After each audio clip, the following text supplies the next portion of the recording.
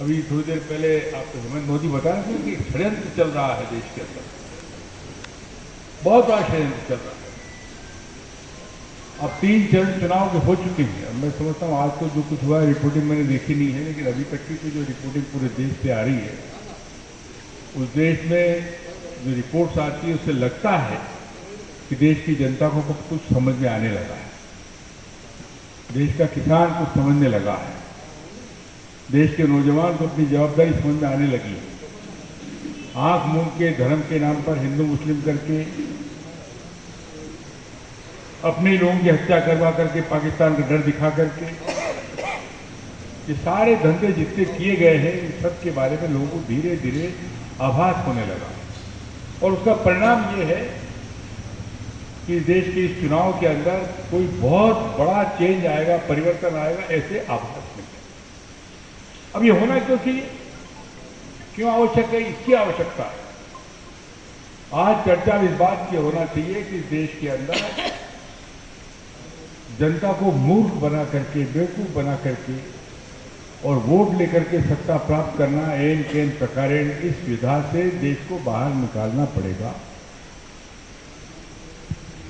अभी विधानसभा का चुनाव आपने देखा, कोई बात नहीं, सरकार हम प्रयास करने के बाद भी नहीं बना पाए होंगे, नहीं बनी, लेकिन जो बनी है वो सरकार तो पहले ही चल रही थी, कि कोई नई सरकार नहीं।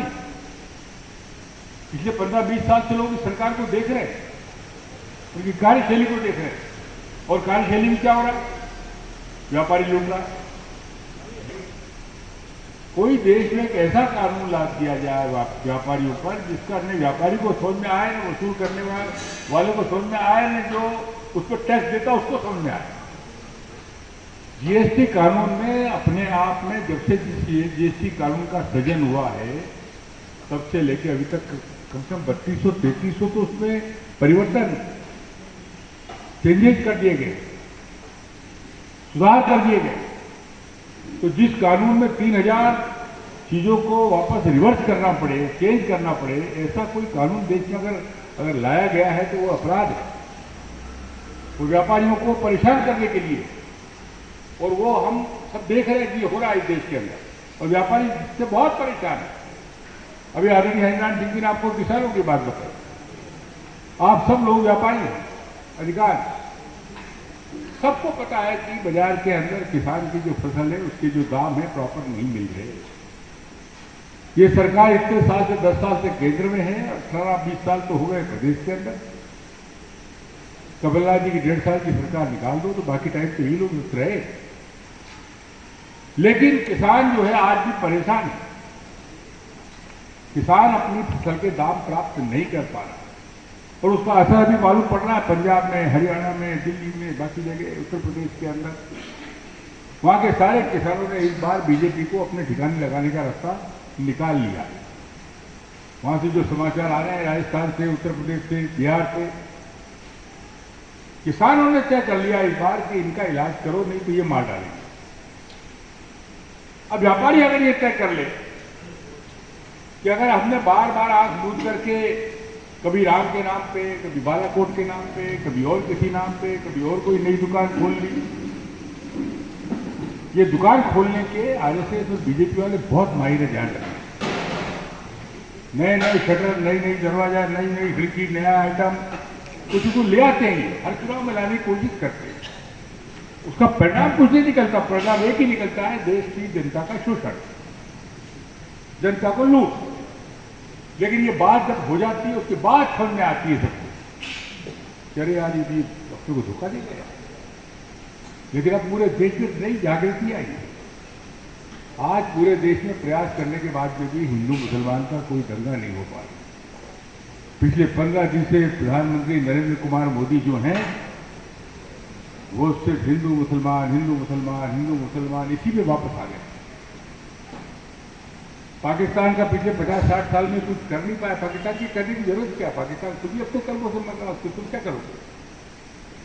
तुम्हें तो कुछ करना नहीं है ना, क्या करना है पाकिस्तान के अंदर? लेकिन पाकिस्तान को भय बनाए, हिंदू खतरे में, पाकिस्तान आ रहा है, पाकिस्तान किधर आ रहा है? वो तो घर में रोटी खाने के लिए नहीं वापरे पास वो तो वहीं पड़ा हुआ, हम उसका डर बता, भय बता रहा। अरे बालाकोट हुआ तो बालाकोट में कौन मुस्लिम मरा? बालाकोट में मरने वाले सिपाही कौन थे? सब हिंदू थे, मरे ना। पाकिस्तान ने कोई बात नहीं, हमारी व्यवस्था ने मारा। लेकिन उसका डर क्या बताया हमने कि हमारे लोगों को मारा इसलिए हमने उनको मारा। तो फालतू की बातें, बकवास, एक चुहा नहीं मारा इन्हें। लेकिन ये सारी बातों को अब जनता, मैं कह रहा हूं, देश में समझ रही है। और इसलिए जो बदलाव का चुनाव छोटा सा चुनाव है, बहुत बड़ा चुनाव नहीं है। एक लोकसभा धार की आज पूरे प्रदेश के अंदर हम जानते हैं वातावरण धीरे धीरे प्रतिकूल था तो जो अनुकूल हो रहा है। पहले जो 29 की 29 सीटों की बात कांग्रेस से छीन करके ये करते थे, अभी इनके परकच्चे उड़े हुए हैं। उन्हें लग रहा है कि मामला 29 पे तो नहीं बैठेगा, कुछ कम तो होगा ही होगा। कांग्रेस को भी दम आया है कि नहीं, हम भी कुछ जीत सकते हैं, बहुत गलत फहमी में ये लोग। ये सारी बातें आ रही। और इसलिए पूरे देश में जिस प्रकार के परिवर्तन की हवा चल रही है, जनता समझ रही है, आने वाले टाइम के अंदर उन सब लोगों को इस सत्ता से बाहर करना पड़ेगा जो सत्ता में लूट मचा रखी है। इलेक्ट्रल बॉन्ड क्या है? ये नरेंद्र कुमार का जो नाम का आइटम है, ये जो लाया है इलेक्ट्रल बॉन्ड, ये क्या है? ये डकैती है, ये लूट नहीं है, डकैती है।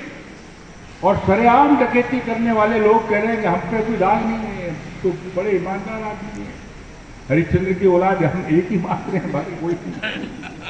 जो लूट रहे हैं देश को। अरे सरेआम तुम लोगों में आंख में धूल डाल करके 70,000 करोड़ रुपए के चंदे में से 60,000 तो खुद ही बटोगे।